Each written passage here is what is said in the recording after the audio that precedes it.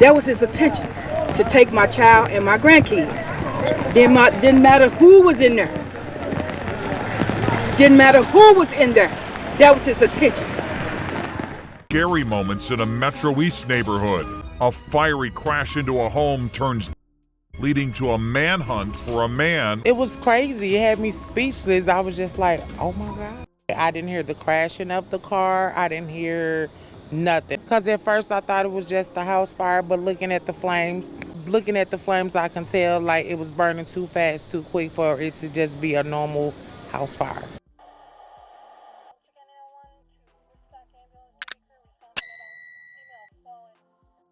Inside this very home and outside this very door stands 35-year-old Shavonne Green and her daughter, 4-year-old Torianna, posing for pictures. This was a home filled with joy, laughter, and lots of good memories. Located on the 100 block of South 8th Street in Belleville, Illinois, just 30 minutes southeast of St. Louis, Missouri, this mother and her 2 kids called this place their home. In their living room is an L-shaped blue leather couch, and the walls are adorned with big canvas photos of the family. What was supposed to be a place of peace would turn into a nightmare on the morning of August the 11th, 2024, and that will forever change the family of 3's lives permanently. Shavonne Green was a loving daughter, mother, sister, and friend who loved life and relished being a mother. She appeared to enjoy spending lots of quality time with her kids, a son who is 10, and her daughter that is 4 years old. From exciting outings, family trips, and fun birthdays, Shavonne gave her all to give her kids the best experiences in life. Through the years of being a mother, she would post many adorable pictures of her kids on social media and also did occasional TikTok videos with her son. When she was not with her kids, she enjoyed traveling with her friends, and for work, she was in the healthcare field, helping others. However, in recent days, she had been going through some trying times with a neighbor in the summer of 2024. The neighbor, a 24-year-old man by the name of Matthew Thomas, was starting to become a problem as he was interested in dating Shavonne, but she was not. By turning down his advances, Matthew became more and more obsessed and enraged that he could not have her. Not only was his behavior troubling for Shavonne and her kids, but he apparently had issues with his own family. Allegedly, he was staying with his mother in the area, but even she had to put him out and get an order of protection on him because of his actions. During the time Matthew was trying to make advances at Shavonne, he was also out of jail on a few bonds for felony charges in St. Clair County. On one, he bonded out of jail in June of 2023 on a single charge of unlawful use of a weapon. Then in March of 2024, he was charged and released again from custody on 3 counts of possessing a weapon with a revoked firearm owner's ID. By all accounts, authorities were familiar with Matthew, and he did not want to obey the law. However, his past crimes could not compare to the crime that he would appear to premeditate on a weekend in August of 2024. It appeared that things started to spiral for Matthew on Friday, August 9th, and by Sunday, August 11th, 2 people would be unalived in a horrific way. After the tragedy unfolded, Shavonne's mother would give an account of the weekend and what all took place, causing her to lose not only her daughter, but her granddaughter too. My daughter and my grandbaby.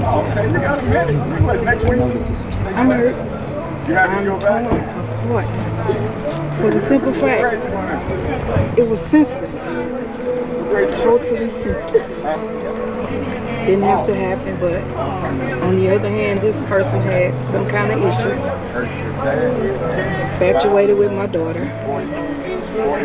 And I guess when he seen this other person with my daughter, couldn't take it.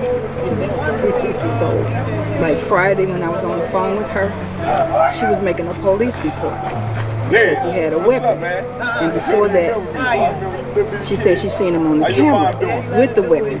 So I guess once they got home, he knocks on the door. Tell your baby daddy to come outside. So he swings it at him and hit him. She's on the phone with me, with the police, making a police report. So they put a warrant out for him. And that was that. So Saturday, I reached out to her. What are you doing? I'm outside. I'm okay. I'm at work yesterday. My grandson called screaming, the house is on fire. I can't get to him, so I'm calling Siobhan. She's not answering. I was like, this is not like her to not answer the phone for me. So I called my oldest daughter. I said, get over there and see what's going on and get DJ. That's my other grandson. And she gets here. They tell her Siobhan was gone. So I'm steady asking, where is Torianna?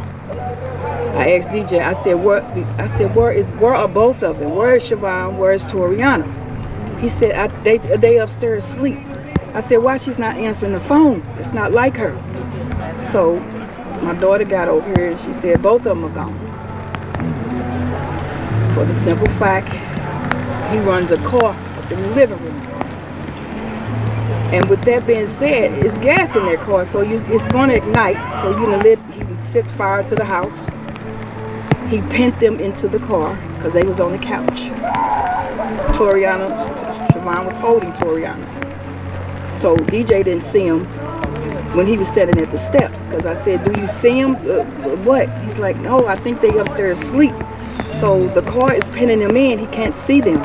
But at the same time, he's still standing at the steps, and that person has a weapon, a backpack, looking at my grandson, and walks away. It's my understanding this suspect got a couple of felonies on his record and didn't even be out on the streets, quite honestly. And I believe, yeah, because, I mean, just down the street, they just right down the street, nearby, the mother showed no love, her son showed no love, but you know your child. You know your child has some kind of issues, and they should have been addressed. But to do what he did, you don't have a right to take a life or two. I'm hurt. Directly, if you had an opportunity to see him to his face, my what would you God. tell him?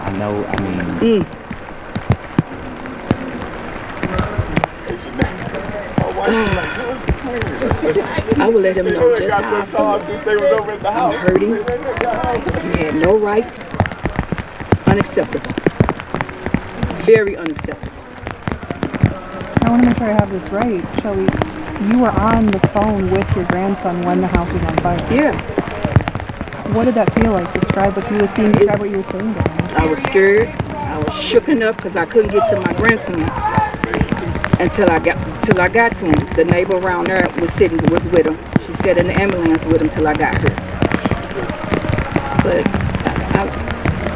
I'm lost with words, hurt. I'm very angry. I'm bitter. Very bitter. Charges to be pressed to the fullest. It has to be. To the fullest. No charges yet. To the fullest. To the fullest. My grandbaby was 4 years old. She had a birthday coming up on the 16th. And my daughter just had a birthday. Her and our birthday was the same day, August the 2nd. How's your other grandson doing? My grandson is destroyed. And I'm taking him in. I have to give him some help. Because he's seen it all. He's 10. He sat in that room. He says, Granny, I'm 10 years old. I shouldn't even be going through this. I can't even call my mama to check on her anymore. I can't play with my sister anymore. And I didn't even know what to say. I just held him. Because it hurts. It hurts. And I'm still, I haven't even processed this because I don't believe it. I don't believe this. You took my child and my grandbaby. I'm lost for words. I want to make sure we know, on Friday, when she was putting the police report together, what time was that? What happened on Saturday? I mean, we're here and this all happened Sunday morning. How could this have all gone awry in 72 Because hours? obviously, he must have went away. Because like the mom said, they put a restraining out on him, police says. She put him out, the mother did. So obviously, he's somewhere planning this to do this early in the morning. That was his intentions, to take my child and my grandkids. Didn't matter who was in there. Didn't matter who was in there. That was his intentions. Then you have a machete. I don't know. I'm waiting to hear back from the coroners. And we also are waiting the investigation of the Belleville Police Department and try to figure out the motive behind it. Right now the family is healing and we're taking one day at a time. That's what's next. We're strong, we're going to be together and move on as well as a group. Are there any memories that you want to talk about with your daughter that make you smile? Some that you can just latch on to during the talk? She was a mini-me of me. She loved her fashions. She loved her shoes. Even the grandbaby. I say the twin. That was her gift that was born on her birthday. Yeah, Every day, every moment that we shared with Siobhan was a memory of having every memory. To pick out just one when she was maybe 2, she put a crybaby, do you know what that is? A very sour piece of candy in my mouth while I was asleep and ran through the house to her arms. I was a young father. I don't know what I would have done if I got her, but she stopped me. That's one of the table as a unit, yes. You ate that candy though, didn't you? No, I spit that candy out. I'm just kidding. Okay. I'm just kidding. Yeah. What's your name though? I want to make sure that I'm Maurice Green, her father. You can't put words to this. There's no word to describe the loss of a child. I'm the father, and I know I lost her. I feel for my Shelby. I feel for her. She's the mother of her namesake. Her name is Siobhan Shelby. So we're healing. And this, you giving us a chance to paint our narrative is what we thank you for. Appreciate you. So as you just saw, 23-year-old Matthew Thomas basically taunted Siobhan and her family the whole weekend and then intentionally drove his 2009 Honda Civic into the 2-story home shortly after 9 a.m., setting their home ablaze. He most likely saw Siobhan and her 4-year-old daughter Torianna enjoying their Sunday morning on the couch and made the terrible decision to do what he did. Now it is alleged that he had been dealing with some things mentally, but that cannot justify multiple women and children losing their lives across America, especially African American women and children. In so many of these cases, police reports were made, protection orders were given, but the perpetrators seem to always get out of jail to be able to take a life. The laws need to be harsher because too many beautiful people are losing their life permanently.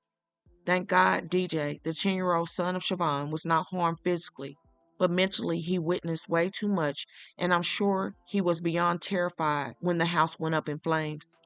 I'm sure he called his grandmother because he called out to his mother and sister, and those calls went unanswered.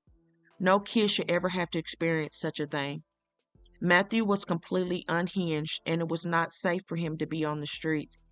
After everything took place that morning, Matthew was survived and apparently took off with a machete on foot before fire and rescue arrived on the scene. This would then cause the authorities to issue a code red and warn residents of the neighborhood around Citizen Park to stay inside their homes and lock their doors. Illinois State Police and other agencies were involved in the manhunt. An officer spotted Matthew entering a wooded area along the railroad tracks near 29th Street and Otto Drive. He was later spotted near the Dollar Tree at 5831 Bellevue Crossing and was captured shortly thereafter, according to authorities. He is now being held in jail after being charged by the St. Clair County State Attorney on Tuesday, August 13, 2024, with 2 counts of unaliving and intent to unalive or injure. Little Torianna was literally days away from her big 5th birthday on August 16th, and Siobhan just celebrated hers in the beginning of August. August is supposed to be an exciting time in their home and for the family, and now birthdays are tragically replaced with funerals that should not be happening so prematurely. My deepest thoughts and prayers are with all affected by this tragedy, and I pray that the family gets full justice through the court system. So please don't forget to comment your thoughts and prayers for all involved in this difficult time, and hit that like button and share to make your people aware. And as always, remember to stay woke. Things change quickly.